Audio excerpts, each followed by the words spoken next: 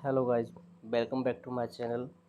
आज मैं आपको विभाज्यता के नियम बताने वाला हूँ कि अगर कोई संख्या है, जैसे कि अगर मैं लेता हूँ 1, 2, 3, 4, तो इस संख्याओं को किस संख्या से विभाजित किया जा सकता है।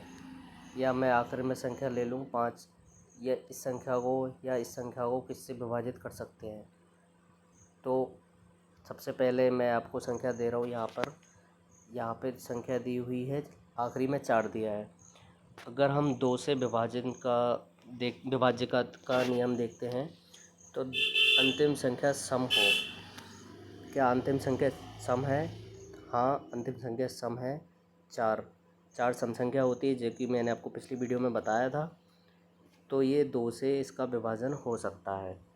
अब हम देखते हैं अगली संख्या कि अंकों का योग 3 से विभाजित हो। तो हम सबसे पहले इनको जोड़ते हैं। 2 और 1 3, 3 और 3 6, 6 और 4 10। तो ये संख्या 3 से विभाजित नहीं होगी। अगर मैं आखिरी में संख्या 3 लिख दूँ, ज़रूरी नहीं है कि 3 का लास्ट में 3 लिखिए तो इसका सम 3 ही होगा, लेकिन हम इनको जोड़ते हैं। 3 और 3 6 और 3 9। तो अंकों का योग 3 से विभाजित होता है, 9 होता है, बिल्कुल होता है। अगर मैं यहाँ पे 6 लिख दूँ, क्योंकि सम संख्या 2 से भी विभाजन होगा और इनका जोड़ने पर 12 आएगा, जो कि 3 से विभाजित होता है। तो इस प्रकार ये 3 का विभाजित नियम हो जाएगा। अब मैं कोई दूसरी संख्या लेता हूँ।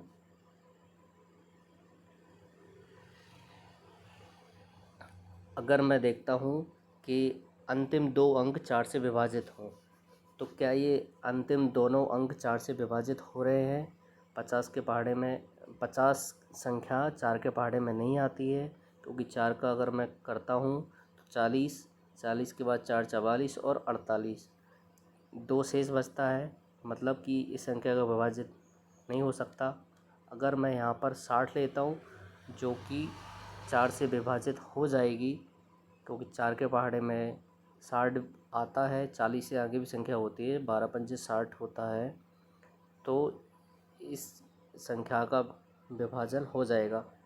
आपको मैं टोटल करके बताऊंगा, पहले अभी विभाज्यता के नियम बता देता हूँ। उसी प्रकार अगर मैं 5 का देखता हूँ, तो लास्ट में 0 हो या 5 हो, इसमें क्या होता है इस संदर्भ में कि 0 होता है या 5 होता है, तो इसमें 5 का विभाजन हो सकता है। वैसे ही अगर मैं 6 का देखता हूँ, तो 2 और 3 दोनों से विभाजित होना चाहिए। क्या यह 2 से विभाजित है? बिल्कुल है। क्या ये 3 से विभाजित है? बिल्कुल है। तो इस संख्या का विभाजन 6 से हो जाएगा। अब 7 का नहीं लेते हैं, 7 डायरेक्ट मैं आपको 8 का बताता हूँ। 8 में क्या होता है, जिस प्रकार मैं आपको संख्या बताता हूँ, ये संख्या दी हुई है। जैसे आखिरी की सम संख्या 4 है, तो ये 2 का विभाजन हो जाएगा। जैसे आखिर की 2 संख्या जैसे 4 है, 4 में अंतिम 2 संख्या देखते हैं, उसी प्रकार 8 में अंतिम 3 संख्या देखी जाती है। तो अंतिम 3 संख्या का 8 से विभाजन हो सकता है क्या? देखते हैं। 8 चौके 32, 4 शेष बच रहा है, नहीं हो सकता। तो मैं इसको इस प्रकार लिख देता हूँ। अब अंतिम 3 संख्याएं हैं, क्या उसका 8 से विभाजन हो रहा है? हाँ, हो रहा है। तो ये पूरी संख्या 8 से विभाजित हो जाएगी, राइट। अब मैं कोई दूसरी विभाजित संख्या लेता हूँ। अंकों का योग 9 से विभाजित हो, तो हम योग करके देते हैं। 3 2 2 5, 5 और 5 10 और 6 16। क्या ये 9 से विभाजित हो रहा है? नहीं हो रहा। तो ये संख्या विभाजित नहीं हो सकती। 8 और 5 13, 13 और 3 16 और 2 18। क्या ये संख्या 9 से विभाजित हो रही है? तो हाँ, बिल्कुल हो रही है। आप इसका पूरा करके देखेंगे तो ये कम्प्लीटली हो जाएगी।